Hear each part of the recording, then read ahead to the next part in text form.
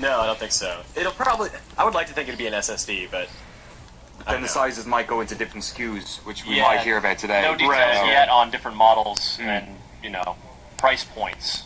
Do you think we'll see something like that today? Price point, model differences? I imagine we'd have to see at least the ballpark release date, if not the release date. Yeah. And then if they're going to have multiple SKUs, I think they're going to have to explain those. But something tells me they don't necessarily have to say the price yet. I don't know. They don't have to, but this is kind of been drawn out long enough, I feel like. Even though it's been a short window, I mean, E3 is really the stage to make your announcements. So I kind of hope that they use that to their advantage. If they have a good price and a good release date. If not, then we'll just have to keep waiting, right? But that's make your announcements and give people a savings goal to. Yeah, exactly. Well, at least just put to rest all the speculation, because there's so much speculation going on because Microsoft is giving like half answers, right? Yeah. And that doesn't really go very far. Well, speaking of speculation and half answers, of course, Microsoft in the news lately about used games and whether or not you will be able to buy a physical copy of a game, play it, and then lend it to your friend. Whether what kind of online connectivity is going to be required of games for the Xbox One. There's been a bunch of brouhaha about that lately. Microsoft has clarified to some degree, but let's say what we know about it thus far. So it is basically an always-on system. You have to connect to their servers once every 24 hours if you're on your own Xbox. So I've got my game. Yeah. I've got my Xbox One plugged in. I want to plug the game in and play it. I need to connect to the internet once to get it started, and then if I want to play it 48 hours later, I'm going to need to connect to the internet again just to gut check that this is just a quick ping. Same game coming from the same console. No.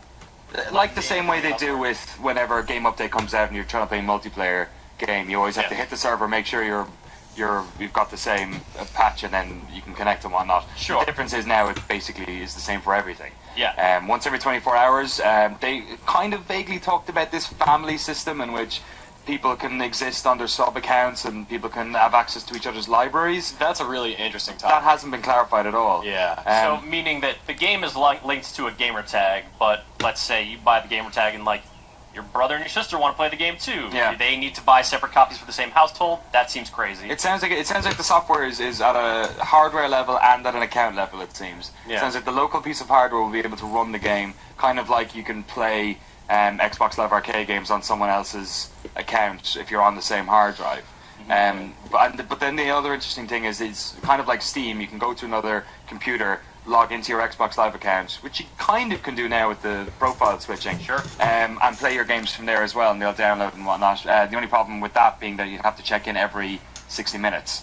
You'd have to hit the server if it's not on the console that you installed it on. But presumably, if you're going to someone's house, you're downloading your profile, you're logging into your profile. That's a connected situation. Yes. The only way for you to activate your profile, you're not bringing it on. We don't know if you could bring it on a USB stick and just plug it in like you can with the current Xbox 360. And then that brings up another problem: was what happens if your Xbox One breaks when you get it onto your second system? Does it detach from that first one so that you now got the 24-hour checks on this one, or? There's so many use cases and weird situations that we've unfortunately become used to with the Xbox 360 that now everyone's just, making sure belt and braces and just trying to understand how the system works. Yeah, all the permutations of how this structure could, what the ramifications for it could be. Peter, what are your feelings on, having to just do that connection, do that ping, have that, if not always on, then certainly on very frequently. It's unprecedented, and it definitely makes a few people uncomfortable. I don't see it as that big of an evil, except there are always going to be situations where there are going to be exceptions to the rule, where you do not have a connection to the internet. Sure. And at that point, you're basically screwed. You won't be able to play your game 24 hours after the last time you connected. That's going to be a harsh reality for a lot of people who feel like they own this product, this game that they purchased. Sure. Now that's, you mentioned, sort of owning the game and, having that one check, doesn't seem like too much of a problem to you because you live in a area where we have a lot of connectivity. The San Francisco Bay Area. Right. That's a place where you can get internet, and if you can afford it. Sure. Let's shift the conversation a little bit to used games now, because that's where the concept of game ownership becomes even more sticky. Do you actually own the game that you purchase? Can you then pass it to someone else, or is it just the license that is actually owned by Microsoft, this physical media? that's a whole different bag of worms. I mean, technically, you've always been buying a license. The physical copy is sort of supplementary to that. I mean, which is odd because you put down money and you get a physical object, right? Yeah, sure. But because it's always been the license and because it still is, the new rule is, okay, Chris, I want you to borrow my game. You're not actually borrowing it, I'm giving it to you. I'm transferring ownership of that license to you. But that can only be done once per physical copy of any game.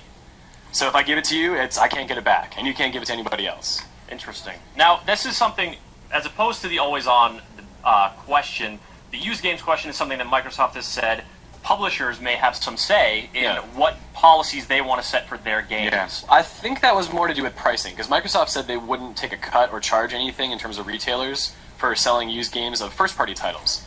Third-party publishers can actually enact a policy where they can charge. And I also think, maybe I interpreted it wrong, but I also think that they can withhold the ability to do second-hand purchases on their games as well. Okay. So they can just say straight up no. Which you could imagine people doing at least for the first 2 months of the game's launch window, perhaps then saying no second-hand sales. Oh, so you think it's a dynamic thing where they can update, the restrictions and they can lower the bar, but within the first 6 months, they don't want people playing through beating whatever campaign and then just reselling it right away. What it sounds like is that the retailers that are going to be able to do this second-hand stuff will have to have some sort of a tangible networking system with Microsoft for pricing, for authentication on an account level. So I can imagine that would be something that's dynamic and can change. But I've worked in game stores before, and the margins on new software are so low that when I worked at GameStop and when at HMV and other shops, the predominant the amount of money will come in was from the markup on used games. So if that gets chipped away, that business model is becoming harder and harder as more people do it as well. I think this is basically a death knell for used games. I can't see these places staying open longer than a couple of years for used games, and specifically brick and mortar outlets like GameStop in the US that rely on used game sales for a lot of used games. And hardware is literally, so I guess there'll be a bump up now because we're going to have, fingers crossed, 2 new consoles by the end of the year. We'll know pretty soon. But apart from that, it's peripheral sales and then used games. The markup on new games is less than 5%. I mean, it's going to be bad for the big guys, but think about the mom and pop shops, right? They're going to have no ground to stand on at this point. Because I imagine GameStop, HMV, whoever, will have the ability to negotiate some deals that'll work in their favor. But for a lot of people who don't have that kind of clout, I mean, wow. And let's keep in mind, we're also talking about probably a few years down the road, because we're talking about the resale used games market for the Xbox One. Now, Xbox One comes out. The Xbox 360 still, has games coming out for it this year, probably into next year. That depending on the legacy, the support for the PlayStation 3, the Xbox 360, those systems are going to get cheaper. Those games are going to become more ubiquitous as people presumably flood, used game outlets because they want to get a little cash back to put towards their next generation stuff. So it's going to depend on what Sony does too. You know what I mean? That's true, and we'll find out that later today. Sony's press conference, of course, kicking off around 6 p.m. That sounds right. Last one today. Last one today. 4 out of 4. You folks are in for a long day of press conferences. We're kicking off with Microsoft right now, and then coming up next around the noontime hour is EA, and then Ubisoft. Shortly after that, and then Sony. So a lot of big news, a lot of big announcements, presumably in store for us today. And so let's talk about that. Let's talk about announcements. Let's talk about games. First off, games that we probably know we're going to see at this event. We've got Fantasia, we've talked about. Forza Motorsport 5 has been announced. And driving over here this morning to the convention center from the hotel, there was this sweet Forza branded car out in front of the venue where they're having the press conference. So expect to see some Forza. What else we got? I'm curious about all the rumored titles that are going to be there. A lot of the rare stuff, like Banjo-Kazooie, and then maybe a Killer Instinct is in the works. Viva Pinata? Viva Pinata? The world needs Viva Pinata. Rare, of course, a story developer that's taken, sort of a long, circuitous lifespan, had a lot of titles that people have had a lot of love for, but there is talk about a new Rare game. There is, I hope so, because those poor guys, from what it sounds like, are basically making Avatar items at the moment. Which, considering the name attached to Rare, I'm not sure how many people from Rare of old are still involved in Rare.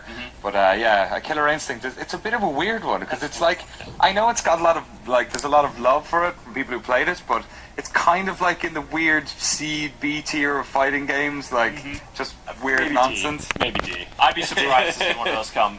Folks, we just got the message that we're going to be starting pretty soon with the press conference itself will be kicking off. So if we get shuffled off abruptly, enjoy the press conference.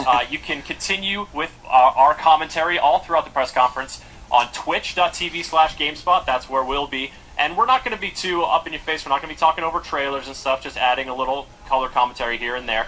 If you prefer the vanilla stream, no commentary at all, watch that on GameSpot.com, or you can continue watching on CNET.com if you're watching us there. But we have a little bit more time for predictions. Let's talk about Halo. We know that